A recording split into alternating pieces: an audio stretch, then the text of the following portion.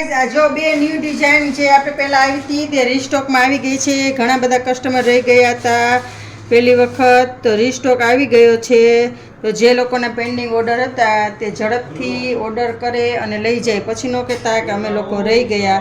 એકદમ એડીનું કામ છે, આટાવાળા પેચ રહેશે અને બધા જ કલરની માળા આમાં વિયર કરી શકશો, ચેન પણ વિયર કરી શકશો. બંને ડિઝાઇન તમને બતાવું છું.